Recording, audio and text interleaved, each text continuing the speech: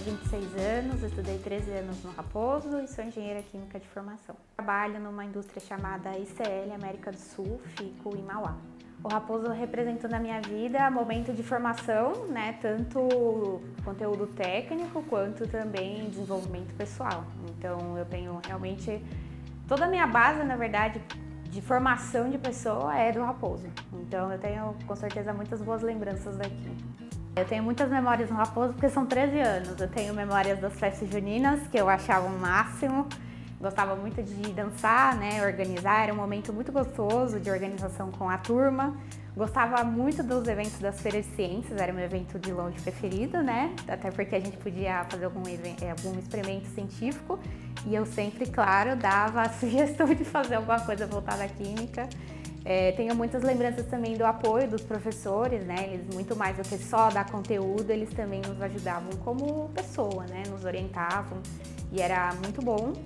E também tenho muitas lembranças da época em que eu me descobri como engenheira química ainda em formação, né? Eu lembro da época que no nono ano a gente teve contato com química e a minha primeira nota foi 10. Eu achei aquilo o máximo e todo mundo falando que era muito difícil, o pessoal do ensino médio querendo morrer com aquilo e eu achava o máximo.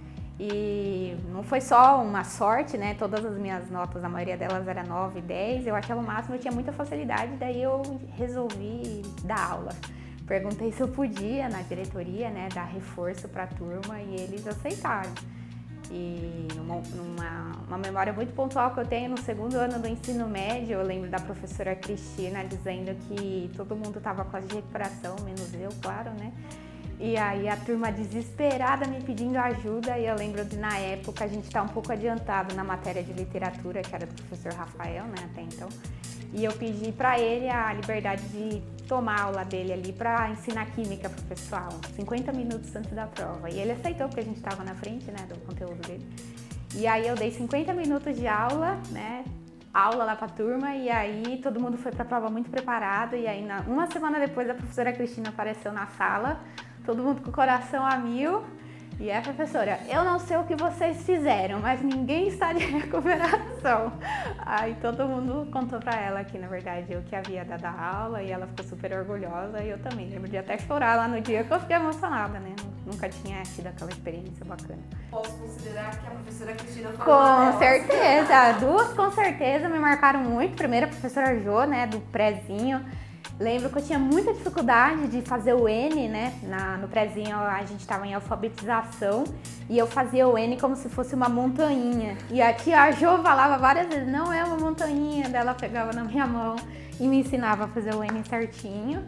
E a professora Cristina, com certeza, a professora Cristina me guiou muito, né? Tanto no conteúdo, ela sabia que eu tinha aquele dom de química, mas ela também me dava muitos conselhos. Ela inclusive deixava eu entrar no laboratório antes das aulas para preparar as vidrarias, como se eu estivesse sendo uma assistente dela, muito mais do que só aluna, e eu achava aquilo com certeza o máximo.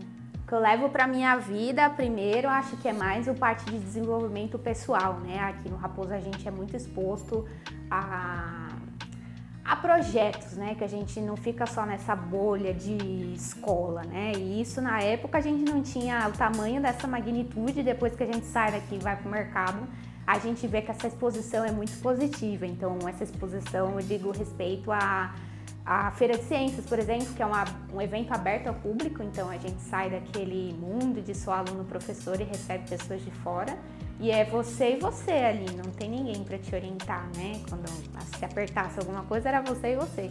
Levo com carinho a parte de que os professores não eram só professores, eles são os nossos amigos, né? Eles puxavam a nossa orelha, nos ensinavam e eles eram sempre muito amigos. Então, essa parte de ter apoio, nossa rede de apoio que tanto se fala agora, né?